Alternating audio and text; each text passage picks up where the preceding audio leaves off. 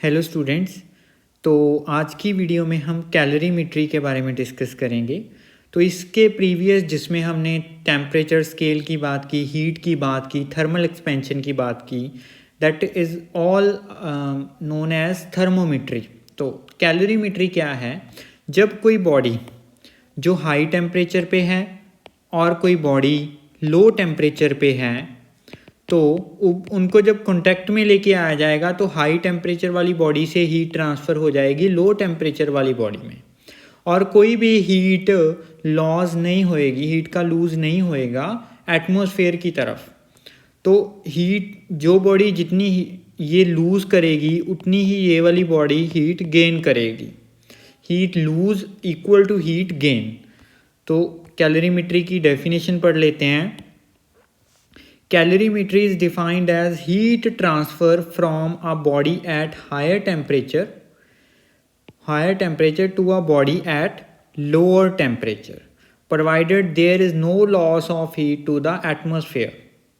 Heat का कोई भी लॉस नहीं होएगा एटमॉस्फेयर की तरफ। और प्रिंसिपल कैलोरीमेट्री का यही है कि जितनी हीट लूज होएगी, heat lost is equal to heat gained. Thermal equilibrium, जब कोई भी हीट का ट्रांसफ़र नहीं हो रहा, तो उस स्टेज को हम बोलेंगे thermal equilibrium. At this stage there is no loss और no gain of heat take place. अगर कोई बॉडी लूज़ ही नहीं कर रही तो फिर गेन कहाँ से होएगी? तो कोई भी लूज़ नहीं होएगा, कोई भी गेन नहीं होएगा, कोई भी हीट का लॉस नहीं होएगा और कोई भी हीट का गेन नहीं होएगा। उस स्टेज को हम बोल देंगे थर्मल इक्विलिब्रियम। जैसे इसकी अगर सिंपल हम एग्जांपल समझें, जैसे ये कोल्ड वाटर है, एक बकेट में हम कुछ हॉट वाटर लेके आए। कोल्ड वाटर था, हम हॉट वाटर लेके आए, ये मान लो है एट 100 डिग्री सेंटीग्रेड टेम्परेचर, ये है 20 डिग्री सेंटीग्रेड। 20 डिग्री भी कोई ज़्यादा कोल्ड नहीं होता, बट मान के चलते हैं। तो क्या होएगा कि ये गर्म है, ये ठंडा है, तो गर्म पानी को, गर्म वाटर को, हॉट वाटर को अगर हम यहाँ पे इसके बीच मिक्स कर देंगे तो क्या होएगा? हॉट वाटर से हीट का ट्रांसफ़र होएगा कोल्ड वाटर की तरफ, और कुछ टाइम बाद हम देखेंगे तो ये 20 से ज़्यादा होएगा। ओवरऑल टेम्परेचर जो हो जाए फाइनल टेम्परेचर, और 100 से कम होएगा। तो उस टाइम क्या है, हीट का ट्रांसफ़र ख़त्म हो जाएगा, हीट ट्रांसफ़र होती रहेगी। जब दोनों का टेम्परेचर सेम हो जाएगा तो हीट का ट्रांसफ़र नहीं होएगा, और उस स्टेज को हम बोलेंगे thermal equilibrium. Thermal equilibrium. Okay, तो चेंज ऑफ स्टेट क्या है? स्टेट चेंज होती है, आपको पता है, कोई सॉलिड लिक्विड फॉर्म में आ जाता है, लिक्विड गैस फॉर्म में आ जाती है। तो जब ऐसे होएगा तो उसको हम बोलेंगे चेंज ऑफ स्टेट। ट्रांजिशन है एक स्टेट से दूसरी स्टेट की तरफ, सॉलिड टू लिक्विड बन जाए, या सॉलिड से गैस भी डायरेक्ट बन जाती है, सब्लिमेशन बोलते हैं उस प्रोसेस को।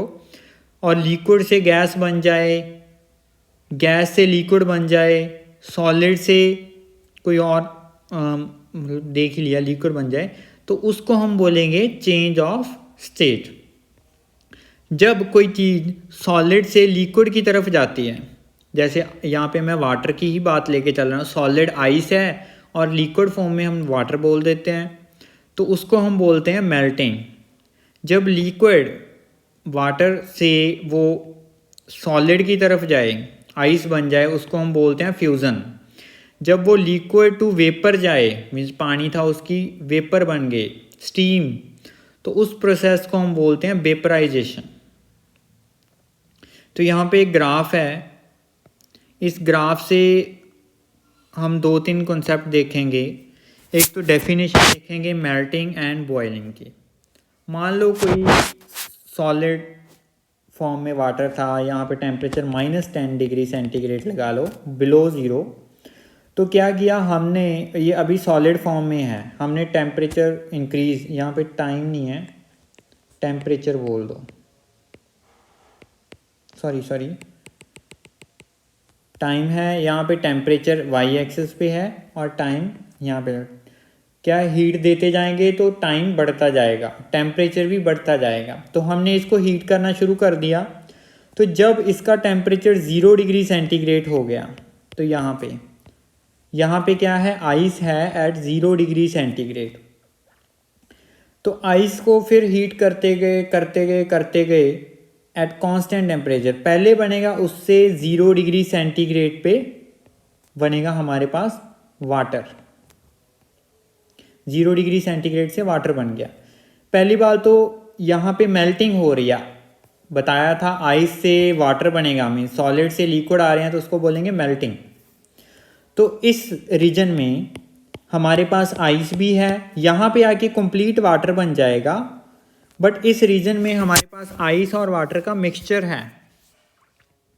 तो मेल्टिंग पॉइंट क्या कौन सा है, मेल्टिंग पॉइंट की अगर डिफाइन करना हो तो हम लिखेंगे वो टेम्परेचर जहाँ पे हमारे पास सॉलिड एंड लिक्विड स्टेट जो है दोनों एग्जिस्ट करती हूँ और वो थर्मल इक्विलिब्रियम में हो। मींस थर्मल इक्विलिब्रियम का मतलब दोनों का टेम्परेचर सेम हो, तो उसको हम बोलेंगे मेल्टिंग पॉइंट। उस टेम्परेचर को बोलेंगे जिस टेम्परेचर पे सॉलिड एंड लिक्विड स्टेट को एग्जिस्ट कर रही हैं और वो थर्मल इक्विलिब्रियम में है, मेल्टिंग पॉइंट बोलेंगे। और यहाँ पे वाटर को फिर हीट करते गए यहाँ तक पहुँच गए हम। तो यहाँ पे मान लो 100 डिग्री सेंटीग्रेड पे आ गए हम, that is boiling point of water. और 100 डिग्री सेंटीग्रेड पे यहाँ पे पहले वाटर ही है, फिर हीट देते गए यहाँ तक क्या बन गया, यहाँ पे आके पूरा वो स्टीम बन गया, वेपर बन गया। तो मीन्स इस रीजन में वाटर और वेपर दोनों का मिक्सचर होएगा, मीन्स लिक्विड और गैस दोनों का मिक्सचर है। तो बॉइलिंग पॉइंट को डिफाइन करना हो कि वो टेम्परेचर, उस टेम्परेचर को हम बॉइलिंग पॉइंट बोलेंगे जहाँ पे लिक्विड एंड वेपर स्टेट को एग्जिस्ट कर रही है और थर्मल इक्विलिब्रियम में है। उसके बाद हीट देते गए वो स्टीम बन गई, गैस फॉर्म में आ गया। इस रीजन में लिक्विड फॉर्म में है और इस रीजन में सॉलिड फॉर्म में है।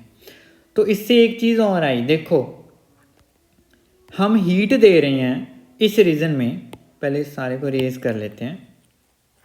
हम 0 डिग्री सेंटीग्रेड पे जब वो आइस थी, आइस से 0 डिग्री सेंटीग्रेड पे वाटर बन गया था, यहाँ पे तो आइस थी, यहाँ पे वाटर बन गया था, दोनों का टेम्परेचर 0 डिग्री सेंटीग्रेड ही है। देखो हम हीट तो प्रोवाइड कर ही रहे हैं ना, ये अरेंजमेंट तो वही है कि सॉलिड के पार्टिकल थोड़े पास हैं फिर दूर होने लग गए जाएंगे, गैस फॉर्म में बिल्कुल ही दूर हो जाएंगे, ये तो आपको पता है।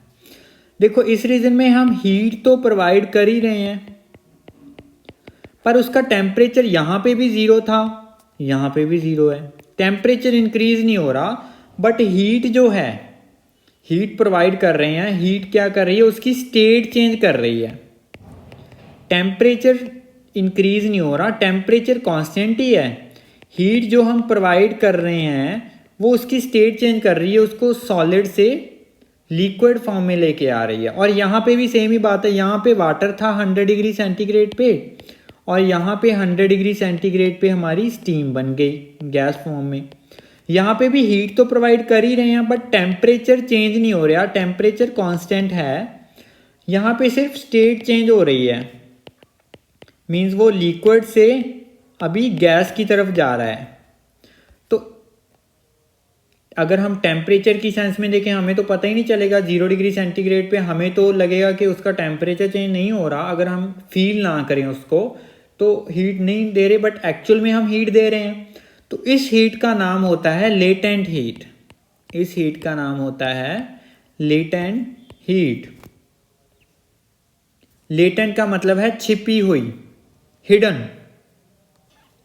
तो लेटेंट हीट की डेफिनेशन यहाँ से आ गई, amount of heat that a unit mass of substance require to change its state at a constant temperature. Temperature change नहीं होएगा तो उसको लेटेंट हीट बोलेंगे।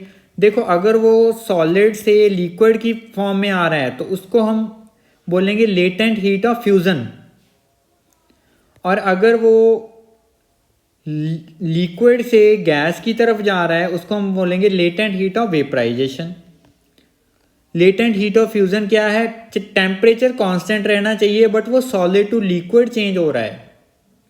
कितनी हीट उसने कंज्यूम की और रिलीज की in order to change it state from solid to liquid, उसको बोलेंगे लेटेंट हीट ऑफ फ्यूज़न। अगर हम वो at constant temperature state change हो रही है बट वो लिक्विड टू गैस जा रहा है तो उसको हम बोलेंगे लेटेंट हीट ऑफ वेपराइजेशन। तो ये कॉन्सेप्ट है। आज की वीडियो में इतना ही करेंगे। Thank you.